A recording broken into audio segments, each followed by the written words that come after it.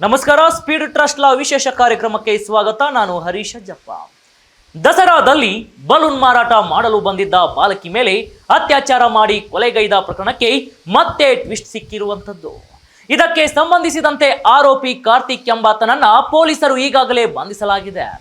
ಅಜ್ಜಿ ಜೊತೆ ಮಲಗಿದ್ದವಳನ್ನ ಕಿಡ್ನಾಪ್ ಮಾಡಿದ್ದ ಕಾರ್ತಿಕ್ ನಗರದಲ್ಲಿ ಬಾಲಕಿಯ ಮೇಲೆ ನಡೆದಿದ್ದ ಅತ್ಯಾಚಾರ ಹಾಗೂ ಕೊಲೆ ಪ್ರಕರಣಕ್ಕೆ ಆರೋಪಿಯ ವಿಕೃತ ಕೃತ್ಯ ಈಗ ಮತ್ತೆ ಬೆಳಕಿಗೆ ಬಂದಿದೆ. ವೀಕ್ಷಕರ, ಬಾಲಕಿಯನ್ನ ರೇಪ್ ಮಾಡಿದ ಬಳಿಕ ಬಹು ಭೀಕರವಾಗಿ ಆಕೆಯನ್ನ ಹತ್ಯೆ ಮಾಡಿರುವುದು ಮರಣೋತ್ತರ ಪರೀಕ್ಷೆಯಲ್ಲಿ ಗೊತ್ತಾಗಿದೆ. ವೀಕ್ಷಕರ, ಅತಿಯಾದ ಮದ್ಯದ ನಶೆಯಲ್ಲಿ ಆರೋಪಿ ಕಾರ್ತಿಕ್ ಬಾಲಕಿ ಮೇಲೆ ಅತ್ಯಾಚಾರ ಮಾಡಿ ಭೀಕರವಾಗಿ ಕೊಲೆ ಮಾಡಿರುವುದು ವೈದ್ಯಕೀಯ ಪರೀಕ್ಷೆಯಲ್ಲಿ ದೃಢವಾಗಿದೆ. ಬಾಲಕಿ ರಸ್ತೆ ಬದಿಯಲ್ಲಿ ಮಲಗಿದ್ದನ್ನ ಗಮನಿಸಿ ಗಾಢ ನಿದ್ರೆಯಲ್ಲಿದ್ದಾಗ ಆಕೆಯನ್ನ ಒತ್ತೊಯ್ದು ರೇಪ್ ಮಾಡಿದ್ದ ಕಾರ್ತಿಕ್ ನಂತರ ಬಾಲಕಿಯ ಕತ್ತು, ಎದೆ ಭಾಗ ಹಾಗೂ ಹೊಟ್ಟೆ ಭಾಗಕ್ಕೆ ಚಾಕುವಿನಿಂದ ಚುಚ್ಚಿ ಕೊಲೆ ಮಾಡಿದ್ದಲ್ಲದೆ ಬಾಲಕಿಯ ಮರ್ಮಾಂಗಕ್ಕೂ ಕೂಡ ಚಾಕುವಿಂದ 7-8 ಬಾರಿ ಚುಚ್ಚಿ ಭೀಕರವಾಗಿ ಕೊಲೆ ಮಾಡಿ ಅಲ್ಲೇ ಸಮೀಪದ ಮೋರಿಗೆ ಶವ ಎಸೆದು ಪರಾರಿಯಾಗಿದ್ದ.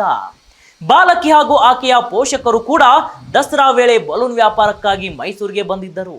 ಕಳೆದ ಸಮಯದಲ್ಲಿ ಮಲಗಿದ್ದಾಗ ಬಾಲಕಿಯನ್ನ ಆರೋಪಿ ಒತ್ತೊಯ್ದು ಕೊಲೆ ಮಾಡಿದ್ದ ಎಂದು ಮೂಲಗಳು ತಿಳಿಸಿತ್ತು. ಮೈಸೂರಿನ ಅರಮನೆ ಮುಂಭಾಗದ ಇಟ್ಟಿಗೆ ಗೋಡಿನ ಖಾಲಿ ಜಾಗದಲ್ಲೇ ಒತ್ತೊಯ್ದು ಚಿಕ್ಕ ಮಗುವನ್ನದೇ ರೇಪ್ ಮಾಡಿ ಕೊಲೆ ಮಾಡಿದ್ದಾನೆ. ವೀಕ್ಷಕರ, ಇನ್ನು ಪ್ರಕರಣವನ್ನ ಗಂಭೀರವಾಗಿ ಪರಿಗಣಿಸಿದ ಮೈಸೂರು ಪೊಲೀಸರು ಘಟನೆ ನಡೆದ ಕೆಲವೇ ಗಂಟೆಗಳಲ್ಲಿ ಆರೋಪಿಯನ್ನ ಕೊಳ್ಳೇಗಾಲದಲ್ಲಿ ಬಂಧಿಸಿದ್ದರು.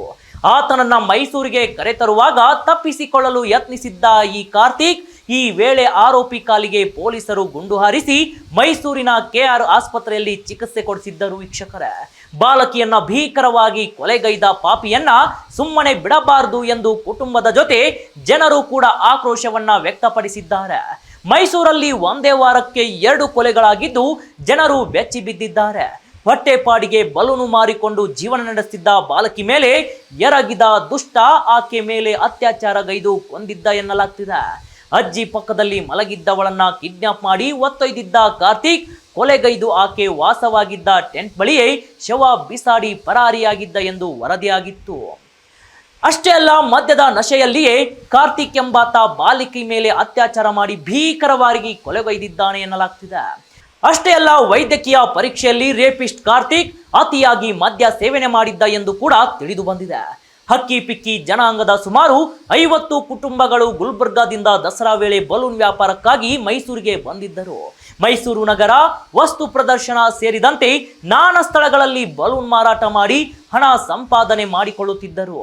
ಅಕ್ಟೋಬರ್ 8ರ ರಾತ್ರಿ ಎಂದಿನಂತೆ ವ್ಯಾಪಾರ ಮುಗಿಸಿ ಬಾಲಕಿ ಟೆಂಟ್ನಲ್ಲಿ ಮಲಗಿದ್ದ ವೇಳೆ ಕಾಮಪಿಸಾಚಿ ಕಾರ್ತಿಕ್ ಆಕೆಯನ್ನ ಕಿಡ್ನಾಪ್ ಮಾಡಿ ರೇಪ್ ಮಾಡಿ ಕೊಂದೇ ಬಿಟ್ಟಿದ್ದಾನೆ. ವೀಕ್ಷಕರ, ಏನೇ ಹೇಳಿ ವೀಕ್ಷಕರೇ, ಹೇಗಾದ್ರೂ ಚಿಕ್ಕ ಮಕ್ಕಳ ಮೇಲೆ ನೀಚ ಕೃತ್ಯವನ್ನ ಎಸಗಲು ಮನಸ್ಸಾದ್ರೂ ಬರುತ್ತೋ ಗೊತ್ತಿಲ್ಲ.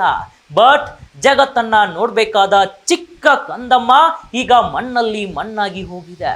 ಆದ್ರೆ ಈ ನೀಚ ಕಾಮಪಿಸಾಚಿ ಜೈಲಲ್ಲಿ ಆರಾಮಾಗಿ ಮುದ್ದೆ ಮುರಿಯೋದಂತೂ ನೋ ಡೌಟ್. ಮುಂದಿನ ದಿನಗಳಲ್ಲಿ ರಾಜ್ಯ ಸರ್ಕಾರ ಇಂತಹ ಘಟನೆಯಾಗದಂತೆ ಏನು ಕ್ರಮ ತೆಗೆದುಕೊಳ್ಳುತ್ತದೆ ಎಂದು ಕಾದ್ ನೋಡಬೇಕಾಗಿದೆ. ಇದಾಗಿತ್ತು ಇವತ್ತಿನ ವಿಶೇಷ ಕಾರ್ಯಕ್ರಮ. ನೋಡ್ತಾ ಇರಿ ಸ್ಪೀಡ್ ಟ್ರಸ್ಟ್ ಲಾ.